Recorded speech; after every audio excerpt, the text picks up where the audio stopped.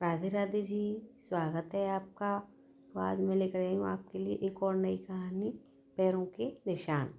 जन्म से ठीक पहले एक बालक भगवान से कहता है, प्रभु आप मुझे नया जन्म मत दीजिए। मुझे पता है पृथ्वी पर बहुत बुरे लोग रहते हैं, मैं वहाँ नहीं जाना चाहता। और ऐसा कहकर वह उदास होकर बैठ जाता है।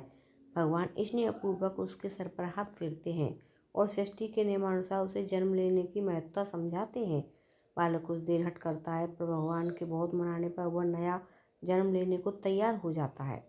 ठीक है प्रभु, अगर आपकी यही इच्छा है कि मैं मृत लोक में जाऊं तो वह सही, पर जाने से पहले आपको मुझे एक वचन देना होगा। बालक भगवान से कहता है, भगवान बोलो पुत्र, तुम क्या चाहते हो।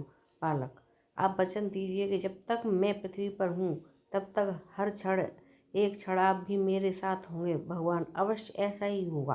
बालक, पर पृथ्वी पर तो आप अदृश्य हो जाते हैं, भला मैं कैसे जानूंगा कि आप मेरे साथ हैं कि नहीं। भगवान, जब भी तुम आंखें बंद करोगे तो तुम दो जोड़ी पैरों के चिन्ह दिखाई देंगे, उन्हें देखकर समझ जाना कि मैं तुम्हारे साथ हूँ।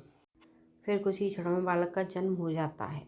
जन्म के बाद वह सांसारिक बातों में पढ़कर भगवान से हुए वार्तालाप को भूल जाता है, पर मरते समय उसे इस बात की याद आती है तो वह भगवान के वचन की पुष्टि करना चाहता है। वह आंखें बंद कर अपना जीवन याद करने लगता है।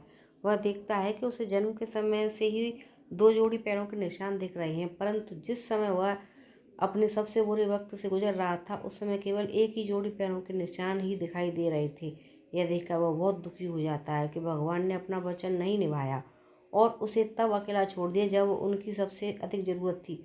मरने के बाद वह भगवान से समझ पहुंचता है और उठते हुए बोला, प्रभु आपने तो कहा था कि आप हर समय मेरे साथ रहेंगे, पर मुसीबत के समय मुझे दो ही जगह एक जोड़ी की पैर दिखाई दिए। बताइए आपने उस समय मेरा साथ क्यों छोड़ दिया। भगवान मुस्काए और बोले, पुत्र जब तुम घोर विपत्ति से गुजर रहे थे तब मेरा हृदय द्रवित हो उठा और मैंने तुम्हें अपनी गोद में उठा लिया, इसलिए उस समय तुम्हें सिर्फ मेरे पैरों के चिन्ह दिखाई पड़ रहे थे।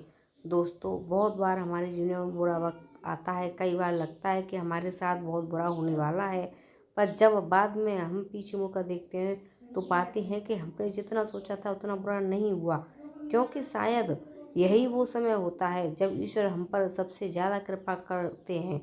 अनजाने में हम सोचते हैं वो हमारा साथ नहीं दे रहा, पर हकीकत में वो हमें अपनी गोद में उठाए होता है। तो आपको मेरी वीडियो कैसी लगी कमेंट करके ज़रूर बताना। मेरे चैनल पर नए हो तो मेरे चैनल को लाइक करना, शेयर करना, सब्सक्राइब करना। तो मिलते हैं एक और नई कहानी के साथ, तब तक के लिए थैंक यू, धन्यवाद।